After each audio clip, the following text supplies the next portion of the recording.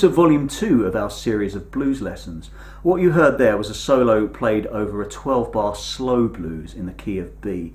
You've probably heard something similar if you're familiar with Red House, Texas Flood, How Blue Can You Get, The Sky Is Crying, Be Careful With a Fool by Johnny Winter, the list goes on. Slow blues is a very expressive form of blues since it allows for a lot of freedom in terms of dynamics and phrasing. And in the example I played, I soloed over the 12-bar progression 3 times, or 3 choruses as it's sometimes known in the blues. I'm going to break that solo down for you note for note because it contains a lot of information and licks that you can then incorporate into your own playing. In the first chorus, I borrowed heavily from B.B. King, mixing both the major and minor pentatonic scales. In the second chorus, I expanded on that idea a little bit, and I started using chord tones and playing off of the major thirds of the chords as they're passing through on the progression. The final chorus, or the final 12 bars, was basically a shameless rip-off of Stevie Ray Vaughan and Albert King and Johnny Winter. And I threw in some fast licks in order to demonstrate the level of freedom that's possible in your phrasing.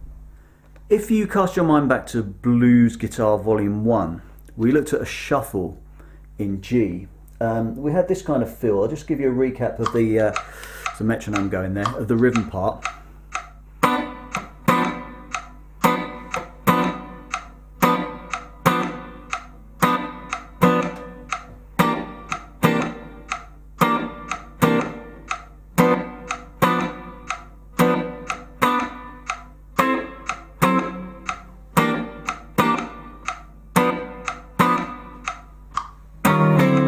Try not to shake the guitar around too much there because I tend to tap my foot a little bit too hard, so it's going to give you blurred vision. But that was the chord progression, just the stabs, very kind of subtle rhythm guitar part.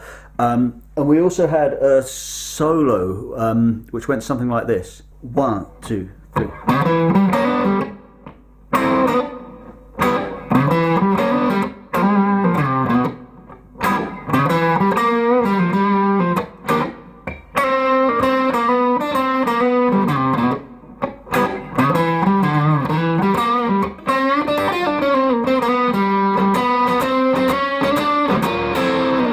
So the emphasis was very much on triplets. You had that pulse 1, 2, 3, 4, da da da da da da da da da da. You know, very strong triplet feel, 4,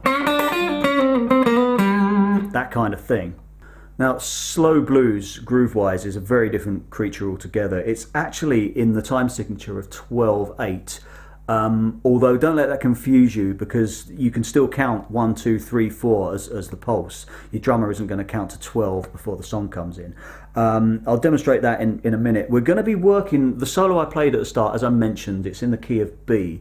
But for the purposes of this demonstration, we're going to stay in the key of G, because you may have come straight from doing Blues Guitar Volume 1, and this will all be kind of familiar ground to you.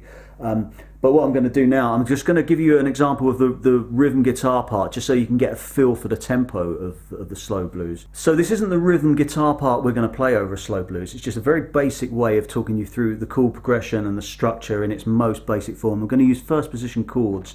So I'll count it in 1, 2, 3, 4. That's G. That's your 1 chord. And we play that 4 bars.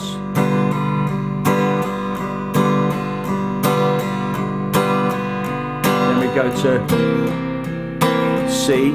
These are all 7th chords. So C7 for 2 bars. Back to G7, is our 1 chord for 2 bars. Then D7.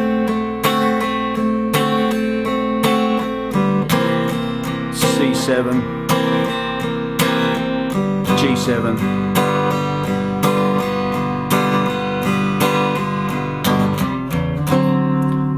finishing off on D7 on that turnaround. Again, that's a very simple, that's not the sort of rhythm guitar part you would play, but I just wanted to demonstrate the feel of it. So as I say, it is in 12/8, but you're not going to go 1, 2, 3, 4, 5, 6, 7, 8, 9, 10, 11, 12. You're not going to count it like that.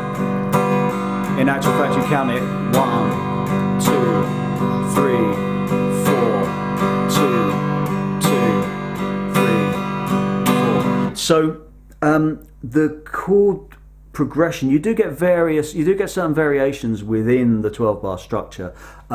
What we're going to be using, what you often find in a slow blues, something such as Red House, you get what's called a quick change blues, or a quick 4. So in that previous demonstration, we stayed on the 1 chord, the G7, for 4 bars. But what a lot of slow blues progressions, and shuffles do this as well, but mainly slow blues progressions, because you know the chords are passing by so slowly, you'll get something like this: 3, 4.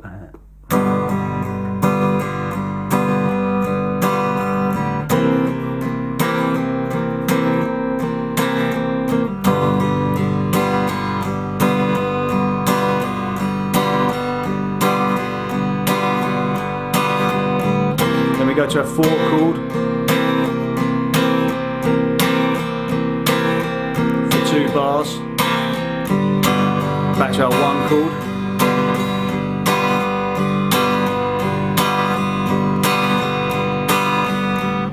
five chord, D7, 4 chord, C7,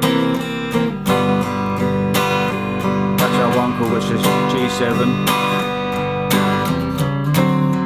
So what I did there, it was 1 bar on G7, 1 bar on C7, and then 1 bar, sorry, 2 bars on G7 after that. So it was the only bit that changed. The first 4 bars, you've actually got, instead of just staying on that G7 for 4 whole bars, you actually play 1 bar of G7, or your 1 chord, whichever key you're in, and then 1 bar of your 4 chord, in this case C7, and then 2 bars of your 1 chord. We'll just play 1 more time, and then it's our 4 chord, which is C7 for 2 bars, and then 2 bars of our 1 chord, G7.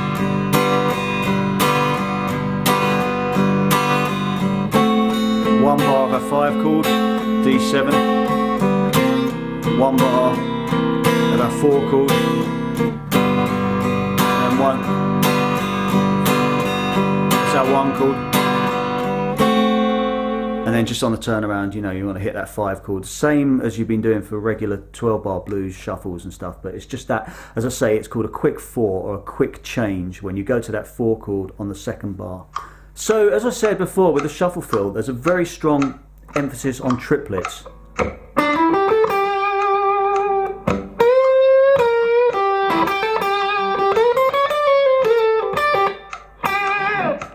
So in theory, you could, you know, slow down everything that you played over a shuffle, over a slow blues. Something like this. 2, 3.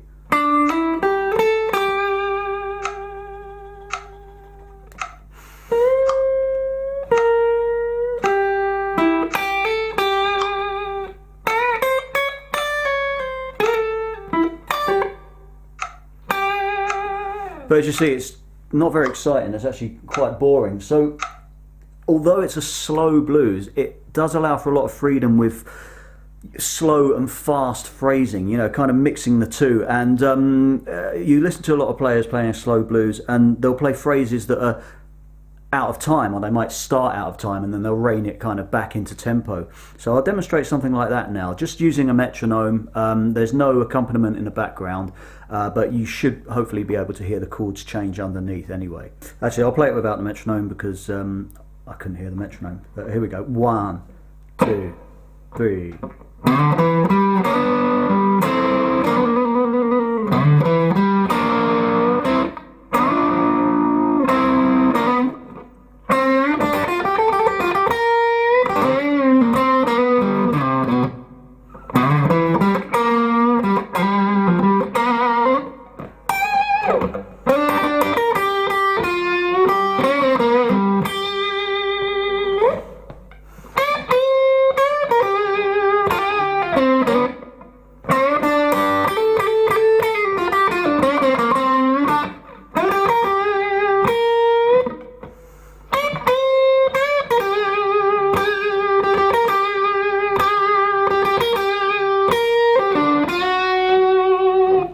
So hopefully you could hear there in that unaccompanied solo that there were certain phrases that I played that were in time, you know, very strong emphasis on triplets, but there were some more kind of liquidy type phrases, if you like, that kind of dipped in and out of time, and that's what the slow blues allows you to do. It's also important to bear in mind that because it is so slow, the chord changes are going by a lot more slowly, so it opens itself up for a lot more call and response type phrasing. So as I say, it's a very you get a lot of freedom. You get a lot of freedom when soloing over a slow blues.